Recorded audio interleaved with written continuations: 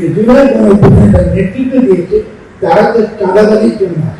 আগামী বাংলাদেশ গণঅভ্যুত্থান এগুলো নিয়ে আমরা আলোচনা করি, যেখানে এখনকার উপদেষ্টাদের কেউ কেউ হাজির ছিল এবং এই অভ্যুত্থানের যারা সামনে সারি লড়াই ওরাও ছিল আমাদের এই ভাবগুলোকে চিন্তা পার্থক্য এবং এই প্ল্যাটফর্মগুলির সাথে। কিন্তু জুলাই গণঅভ্যুত্থানের নেতৃত্ব দিয়েছে তারা তো চাঁদাবাজির জন্য। তারা কি চেয়েছে এটাই আমরা সবাই এখানে দেখা। এখানে নাকি গান করতে দেওয়া হয়। ইসলামে তো গান নিষিদ্ধ নয়, খারাপ গান নিষিদ্ধ। কিন্তু খারাপ গান তো আমি মোবাইলে সারাক্ষণ শুনছি, টেলিভিশনে দেখছি, কিন্তু গান যেটা সত্যিকারের গান, যেটা আমাকে আল্লাহর নিকট ভক্তি করে।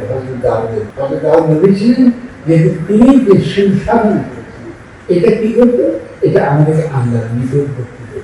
তো যারা আমাদের এখানে অত্যন্ত প্রাপ্য আনেন, আমি তাদেরকে বিনয়ের সঙ্গে পরেও করে আমাকে একটু দেখাবেন যে কোরআন শরীফে কোথায় লেখা আছে বিনোদন গান।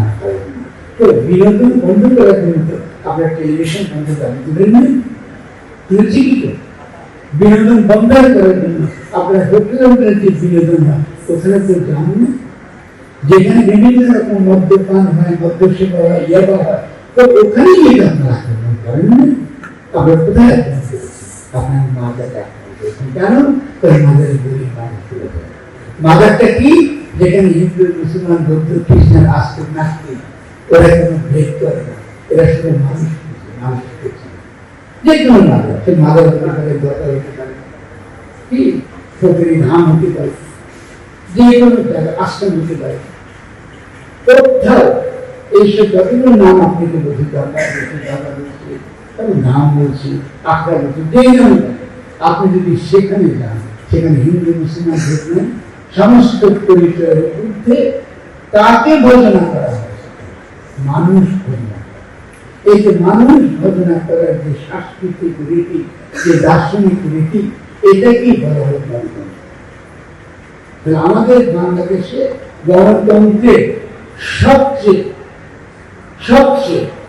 উজ্জ্বল যে উদাহরণ, সবচেয়ে চাক্ষুষ যে উদাহরণ আমাদের চোখের সামনে, এর নাম হল মাজার, দরগা, কি আখড়া, কি আছে।